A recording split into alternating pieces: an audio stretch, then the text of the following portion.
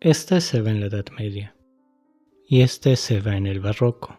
¿Cómo pasó de ser el símbolo del pecado a convertirse en la primera heroína de la modernidad? No, esto no es solo una cuestión de estilo artístico, de género o de moral. Es el momento en el cual el arte y la filosofía occidental dejaron de ver a la mujer como un error y empezaron a verla como estandarte del humano, para bien y para mal.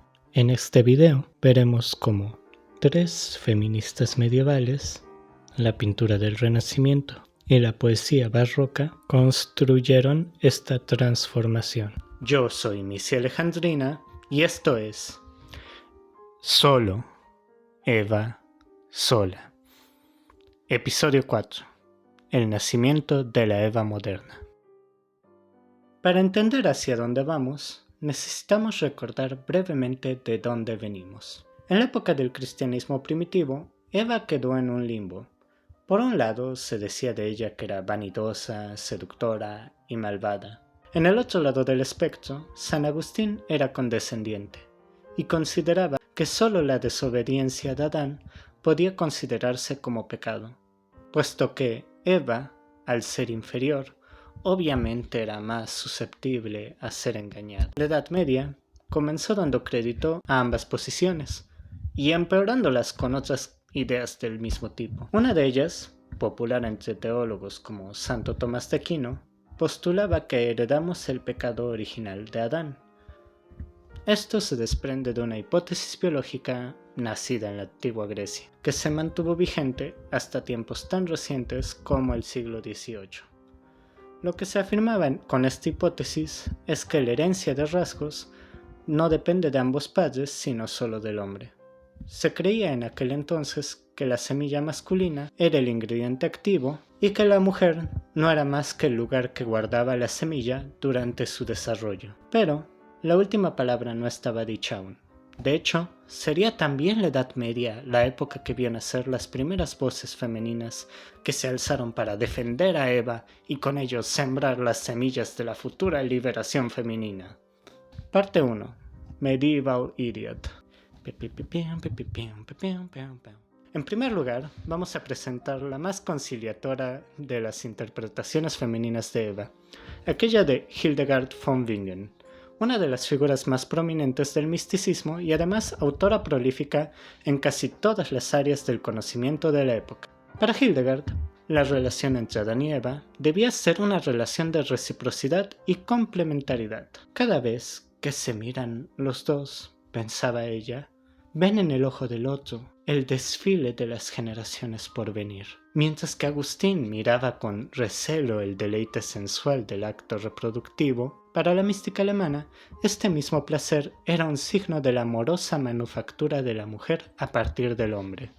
Adán experimentó un gran amor en el profundo sueño que Dios hizo caer sobre él, y Dios creó una forma para que el hombre la amara, y de este modo, la mujer es el amor del hombre.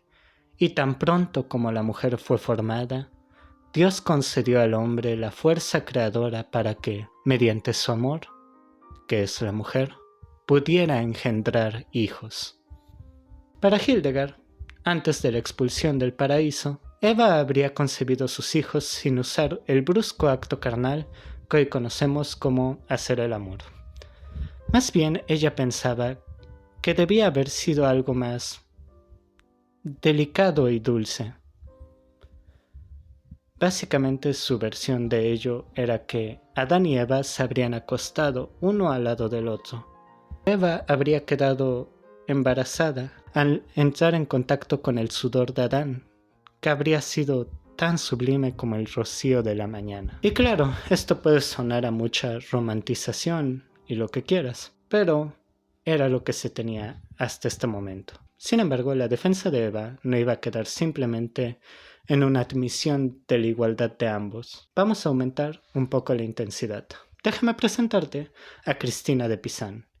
Ella fue una mujer cortesana que vivió entre el siglo XIV y XV, es decir, a finales de la Edad Media, y que sobresalió por su talento para la poesía y la retórica. Al volverse viuda y necesitar hacerse cargo de su familia, decidió profesionalizarse como escritora, es decir, hizo poemas y tratados por encargo de mecenas. La mayoría de sus mecenas, de hecho, eran mujeres pertenecientes a las familias más ricas y poderosas de Francia. Ella fue contemporánea de una obra conocida como el Romance de la Rosa. Este libro, en cierto modo, funcionó como una de las bases de lo que hoy conocemos como amor cortés, aquello que, siglos después, será también las bases del amor romántico. No les sorprenderá escuchar que en esta obra había una considerable cantidad de juicios misóginos sobre la vida intelectual y emocional de las mujeres. Pero Cristina de Pizan no podía dejar pasar esto, así que preparó respuestas y respuestas a las respuestas de sus respuestas.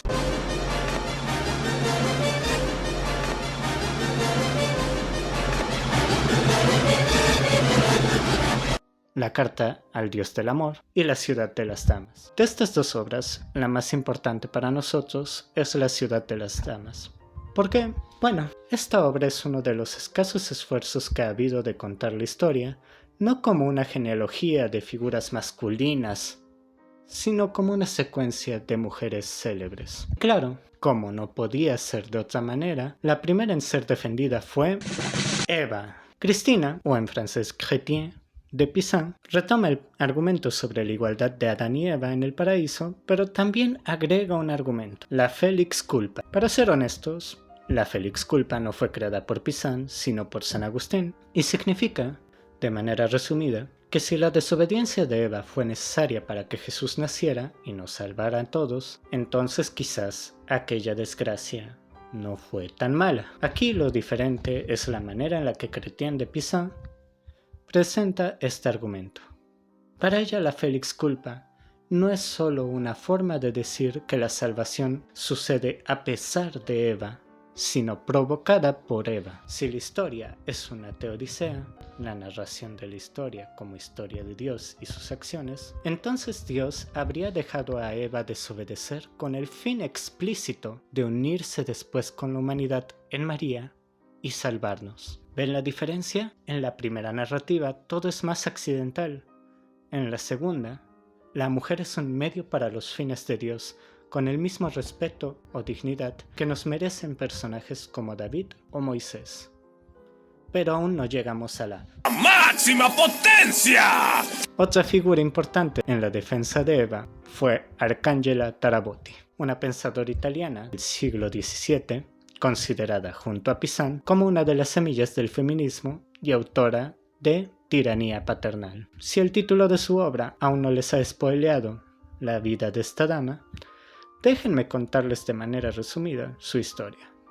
Tarabotti nace dentro de una familia acomodada a principios del siglo XVII. En su adolescencia, su padre la juzga como no apta para el matrimonio debido a un defecto físico que limitaba su movilidad y decide forzarla a recluirse en la vida religiosa. Dentro del convento, ella intercambia cartas con figuras clave de la vida intelectual de su época, en su mayoría científicos o literatos como Francesco Pona e Ismael Bulialdus. Tarabotti, con aquella rabia que la caracteriza, no solo defiende la igualdad de Eva, sino incluso su superioridad con respecto a Adán, alegando que él fue creado a partir del polvo, cuando el paraíso aún no estaba concluso, no como Eva, que fue creada a partir de la carne misma, es decir, de una sustancia superior. Para la monja italiana, Eva no sería culpable, ni mucho menos merecedora de la sumisión. De hecho, la cuestión de la sumisión habría sido algo inventado por el hombre para mantener a las mujeres oprimidas. Pequeña tangente. Esta idea, de hecho, puede que esté inspirada en una obra literaria que fue muy popular en la Edad Media llamada Vida de Adán y Eva, en la cual se contaba la biografía de la primera pareja de manera más detallada. En esta narrativa se agregaban todo tipo de detalles que solucionan algunos de los agujeros de guión del relato original, entre ellas que Adán no solo dio a luz a 3 varones, sino al menos a 2 mujeres, y lo más relevante para esta parte del video, algunas de las versiones mencionan que Eva habría inventado la escritura para transmitir la historia del Edén de manera más objetiva y prevenir que Adán la culpara de todo. Ahora sí, de vuelta a Tarabotti. No contenta con lo que ya hemos presentado, Tarabotti lanzaría otras dos bombas argumentales, una en forma de pregunta. ¿Por qué despreciamos y castigamos la desobediencia de Eva si el acto que cometió no es signo sino de una de las actitudes más dignas, la sed del conocimiento? Su otro argumento sería, si Adán había caído en pecado seducido por la belleza de Eva, era Adán quien era indigno por caer, y no Eva por su belleza. Cito sus palabras. Oh vanos hombres, aborrecéis la hermosura de la mujer, pues vuestros corazones impuros os privan de gozar de su presencia sin concupiscencia.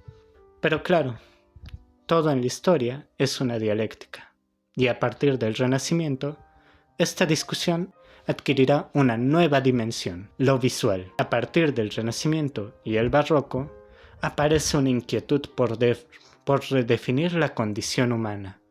Empezamos a preguntarnos cómo queremos ver lo humano, y de esa misma inquietud también surge la siguiente pregunta. ¿Cómo queremos ver a la mujer? Parte 2. Personality Crisis. Esta es la Eva de Durero. Hermosa. Sí, pero estoy casi seguro de que se te escapa un detalle de lo que la hace importante. Y estoy casi seguro porque es un detalle que no puedes apreciar en la pantalla. Las dimensiones de esta pintura. Esta Eva es de tamaño natural. Es el prototipo, la idea de una mujer, las bases de lo que hay que entender sobre el género femenino, en toda su dignidad o desgracia. O al menos eso es aquello que intentan representar la mayoría de los pintores de la época que eligen este tema para sus obras. Y esto no es casualidad. Cuando hablamos del Renacimiento, hablamos también de la época de la óptica. Así que, veamos. ¿Cómo respondieron los pintores del Renacimiento a la pregunta ¿cómo ver la primera mujer? Regresemos en el tiempo de nuevo porque representaciones de Adán y Eva han existido en el mundo cristiano desde los inicios de la Iglesia. Al principio, eran meras representaciones simbólicas de las narraciones bíblicas, figuras simples, andróginas y a menudo bastante censuradas. Un animal completamente distinto a lo que veremos en el Renacimiento. ¿Por qué? Bueno, porque, aunque ambas imágenes representan la misma historia, su propósito es completamente distinto. En la Edad Media, gran parte del trabajo del arte era predicar y enseñar los dogmas cristianos a los campesinos, gente en su mayoría iletrada. Para esto, lo más conveniente era crear imágenes fáciles de leer y reconocer.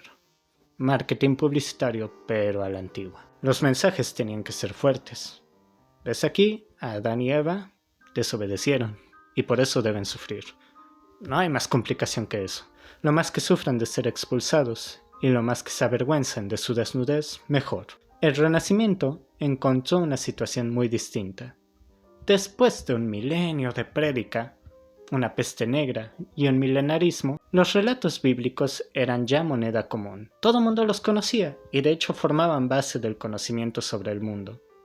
Hasta que esta base fue sacudida por el descubrimiento del Nuevo Mundo y el resurgimiento del conocimiento greco-latino. Piensen conmigo un momento.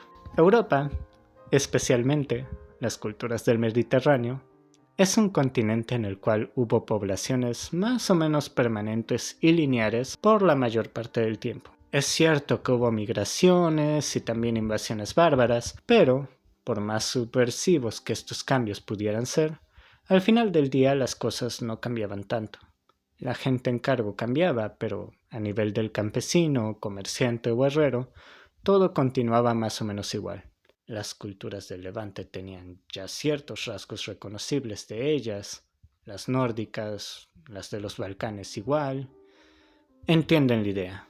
Las reglas del juego, en cierto modo, ya estaban escritas. No habían muchas cosas nuevas bajo el sol. El descubrimiento de América Fue como tomar un jugador de ajedrez y ponerlo a jugar Yu-Gi-Oh contra el campeón. Sociedades que nunca habían visto, con características anatómicas que nunca habían visto, cultivando cosas insólitas. Después de ello, Eva ya no será, ya no podrá ser solo un símbolo o un mito. Eva finalmente adquirirá carne y huesos, de una forma más literal de lo que piensas. Pero eso lo explicaré después. Algunas décadas antes del descubrimiento de América, ya se puede apreciar una transición en curso. Masaccio, a la izquierda, representando a la primera pareja con una angustia cuasi expresionista. Y luego, Van Eyck, desplegando de manera soberbia un realismo que haría sonrojar a una Miguel Ángel. Está avergonzada, triste, es de complexión frágil y pálida de acuerdo al canon nórdico, pero también de acuerdo a lo que hasta ese momento se afirmaba sobre la esencia del humano.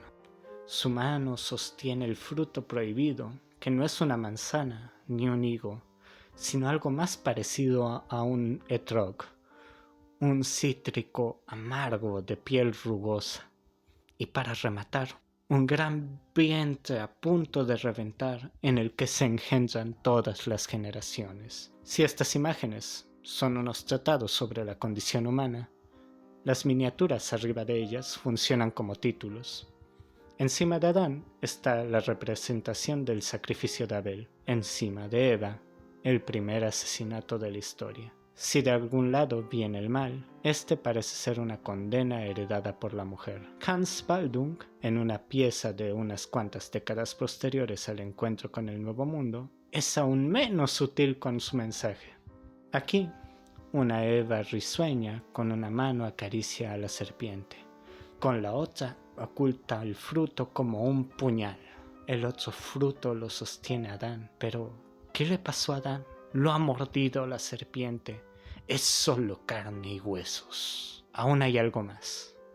El fondo negro. He aquí unos sujetos fuera de toda la historia, que dan el pistoletazo de salida. Antes de ellos no hay nada. Después de ellos está el espectador. El espectador se puede reconocer en ellos. No solo los humanos fueron en sus orígenes como se representan aquí, sino que aún lo son, y para eso vamos a revenir al detalle que les mostré al inicio, el tamaño natural. Tanto Cranach el Viejo como Durero deciden hacer sus representaciones del tamaño de una persona verdadera en la misma época en la que Baldung pintó esta obra. De entre los dos, el caso de Durero es particular en cuanto a cómo la historia detrás de sus decisiones artísticas nos muestra el grado de creencia honesta que tenían estos pintores con respecto a los personajes bíblicos.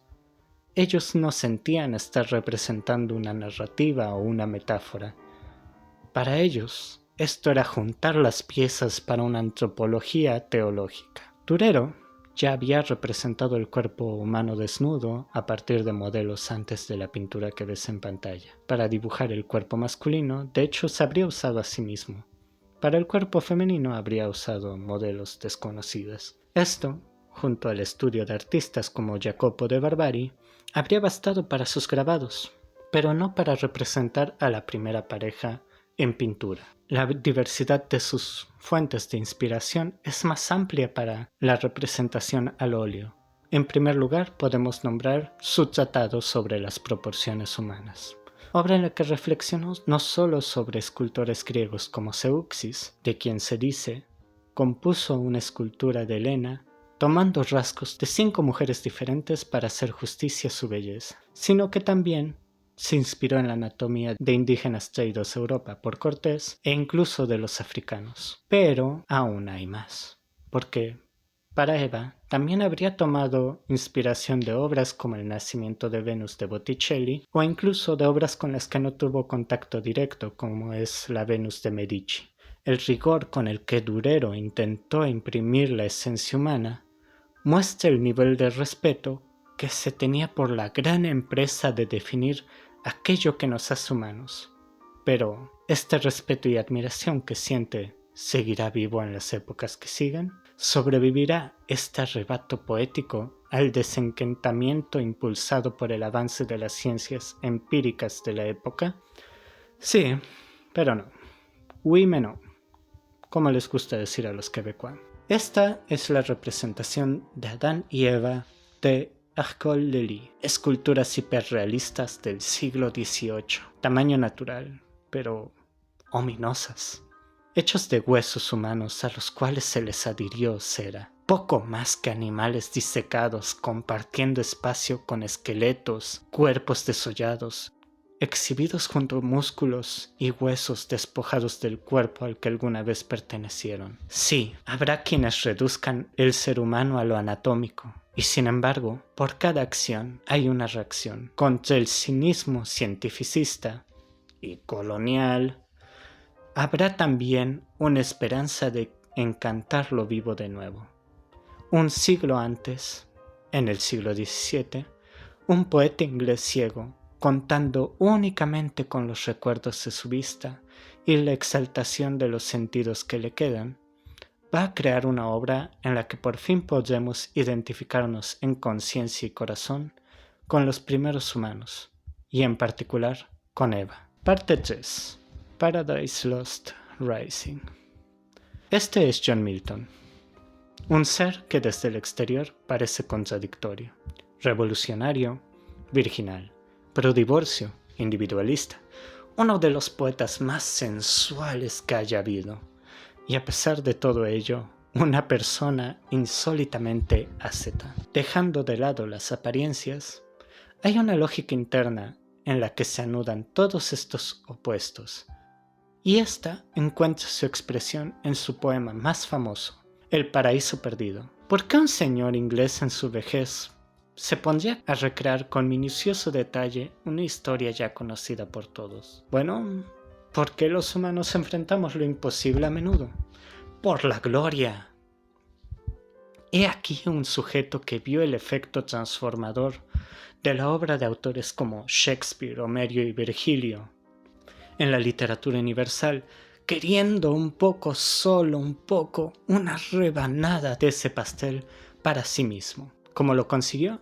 Tomando el mito que explicaba el origen del hombre y convirtiéndolo ya no solo en un tratado sobre la esencia del humano, sino en un sentimiento, en respiración, canto e ideal, en historia que reúne pasado, presente y futuro, realidad y metafísica. El paraíso perdido es el magnus opus de John Milton, una epopeya de alrededor de 10.000 versos que cuentan dos historias entrelazadas: la derrota e intento de venganza de Lucifer y la caída de Adán y Eva. Por más que a mí me encantaría hablar sobre las dos, ustedes pueden imaginar de cuál voy a hablar ahora. Ok, la historia del paraíso perdido comienza en media res, es decir, a la mitad de toda la acción. Por lo tanto, al principio, vemos la creación de los primeros humanos a través de los ojos de Satán.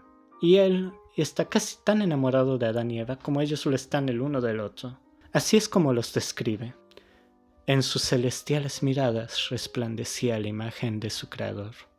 La verdad, la inteligencia, la santidad pura y severa, que no excluía la verdadera libertad filial, de la que procede la autoridad humana. No eran iguales ambos ni parecían de un mismo sexo.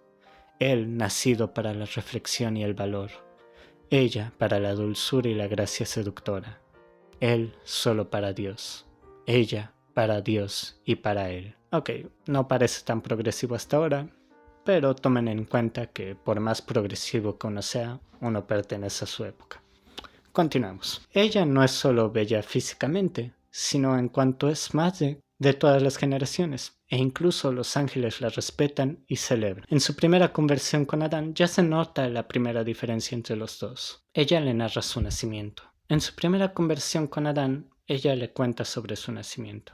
Y aquí empieza ya a notarse la diferencia entre los dos. Adán, al ser creado, en su primer impulso, lo primero que hace es observar a Dios. Ella, por el contrario, se asemeja más al mito de Narciso. Despertando del sueño, por primera vez me vi reclinada en una umbría sobre las flores, admirada de mí sin saber quién era, ni dónde estaba, ni de dónde o cómo había venido. No lejos de allí, de lo interior de una gruta, nacía murmurando un arroyuelo.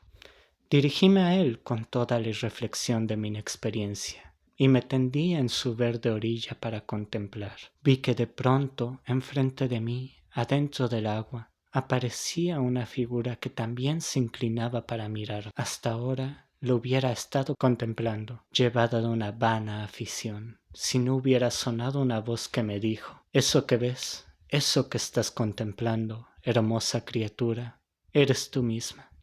Como tú, aparece y desaparece.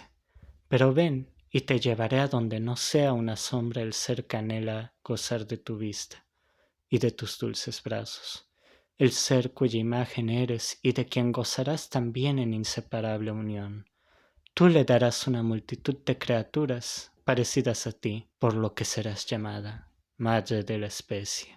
Y sé que hasta aquí esto parece no más que otro juicio que caracteriza a la mujer de vanidosa, pero aquí todo es mucho más ambiguo y requiere mucha más reflexión, porque de nuevo no estamos ante los humanos post caída, sino ante los humanos en su condición más noble y pura. Por lo tanto, esta aparente vanidad aún no es un vicio, sino por el contrario, es una saludable fascinación consigo misma. Y si bien el amor hacia Adán no es inmediato, una vez que escucha que de Adán se tomó carne para darle su vida, su amor es completamente puro e inocente. No es una pasión inminente, sino la conmoción provocada por una generosidad pura. Esta es la primera vez que oímos el sentir de Eva, más allá de «le pareció bien» o «la serpiente me engañó», y de lo primero que habla es sobre su asombro de sí misma. A partir de aquí, Eva va a ser en cierto modo la heroína de la narrativa, y no lo digo porque este sea un documental de Eva, sino porque Adán, comparado con la profundidad con la que Milton representó a Eva, en algunos momentos es casi como un Jimbo. Es adorable, pero sus pensamientos no son exactamente los más profundos. Así pasan los días. Adán y Eva, cuidando del jardín, reposando y sin preocupaciones, pues el mal y el caos no han entrado al mundo aún. Una tarde ambos conversan con el arcángel Rafael, hasta que Eva decide retirarse para dejarlos hablar a solas. Aquí Milton deja muy claro, no los deja hablar a solas porque no tenga interés y sea ignorante y no le interesen las cosas más intelectuales. Más bien es que está tan enamorada de Adán que prefiere oír las historias del arcángel en boca de su esposo y oír además lo que él tenga que añadir, como opinión, sus reflexiones, lo que siente al respecto. En cierto modo es divertido, porque Adán se la pasa preguntándole al ángel lo que cualquier nerd le preguntaría a un ángel: ¿qué comen los ángeles? ¿Existen los aliens? ¿Qué hay allá arriba en el cielo? Y Eva está más interesada en saber qué emociones y reacciones causa toda esa información en el espíritu humano, en Adán, en su esposo. De nuevo, Milton aquí da igualdad y dignidad a ambos tipos de inteligencia. Y a pesar del ligero sabor a esencialismo de género que eso puede dejar, es importante ver lo impresionante en John Milton defendiendo ideas que aún en nuestros días a algunas personas les cuesta entender. Siguiendo con la historia, a Adán le preocupa que un día su libre albedrío y la devoción que tiene a la belleza de Eva le traicionen. Es decir, que lo lleven a romper la única ley que se les ha dado. Rafael lo para en seco y le advierte: no acuses a la naturaleza, que ha hecho cuanto en su mano estaba. Haz tú lo propio y no desconfíes de la sabiduría que no ha de abandonarte mientras tú no te apartes de ella. Una vez que Adán le pregunta al arcángel si los ángeles también sienten deseos carnales, es decir, si aman a Dios o sienten por Dios lo que él siente por Eva, el ángel es como... ¡Oh! Bueno, fue muy agradable, maravilloso, estoy exhausto. Un poco incómodo y siente cringe y muere de cringe. Bueno, no, pero se va. Cuando Adán y Eva platicaban juntos con el arcángel, él les advierte sobre no separarse porque los ángeles saben que Satán está al acecho buscando hacerlos caer en el pecado, con lo cual ambos están de acuerdo, o al menos eso parece.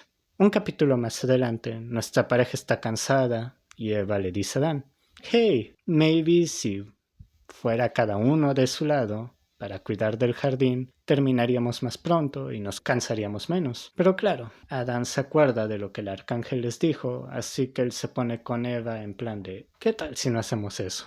A lo que Eva le responde, su violencia no temes, pues siendo tales que incapaces somos de muerte o de quebranto, podemos rechazarla o bien no sufrirla. Su fraude es, pues, lo que temes, lo cual infiere claramente tu temor de que mi fe y firme amor puedan por su engaño ser turbados o seducidos. Si en estrecho cerco nos confina un enemigo, ya sutil, ya violento, y no fuimos dotados a solas de igual defensa doquiera le encontremos, ¿cómo hemos de ser dichosos temiendo siempre el daño? No recelemos, pues, que nuestro estado dichoso fuese por el sabio hacedor dejado tan imperfecto, que no sea seguro, ya a solas, ya en unión. Frágil es nuestra dicha, si tal cosa fuera cierta, y el Edén no sería Edén, hallándose así expuesto. Eva se halla sola, y encuentra a la serpiente en el árbol. A continuación, la serpiente la convence de morder el fruto del árbol del bien y del mal, diciéndole que no van a morir, mostrándole que ella, un animal, comió del fruto y no ha muerto, sino que de hecho ahora es inteligente. Están hablando, se ha elevado. Y sí, a la distancia parece mucho pensar que simplemente le creyó de buenas a primeras después de haber sido advertida. Pero dentro de la historia, Eva no ha conocido lo que es una mentira, así que cuando la serpiente le dice algo, ella piensa que es verdad. ¿Por qué dudaría? Por lo que muerde el fruto y su intelecto se incrementa. Siente su raciocinio expandirse, lo encuentra bueno y decide ir a compartirlo con Adán. Pero también empieza a tener miedo a morir y sobre todo a que muerta ella le den otra Eva a Adán. También esto puede parecer un egoísmo inherente a la mujer, pero no es eso, más bien quiere decir que este tipo de celos, de egoísmo, es fruto precisamente del conocimiento de la propia finitud, no necesariamente malicia. Adán, que en ese momento estaba haciendo una corona de flores para Eva, curioso porque la serpiente para seducirla de hecho la llama reina del universo, al ver el fruto en la mano de Eva se da cuenta de lo que ha pasado y de asombro deja caer la corona. Se decide así a comer el fruto para hacer justicia a su amor y su naturaleza común. Dios entonces los busca y pasa lo que ya conocemos.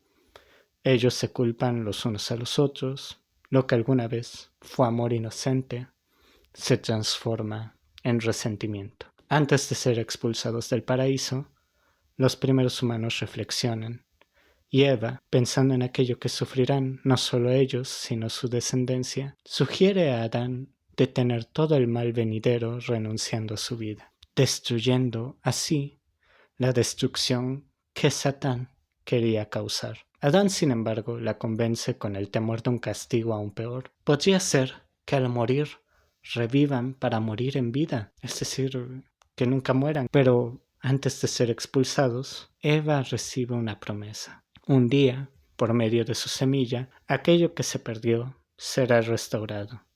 Adán la consuela, diciendo que a pesar del sufrimiento, allí donde ellos estén juntos, serán siempre capaces de encontrar el paraíso dentro de ellos.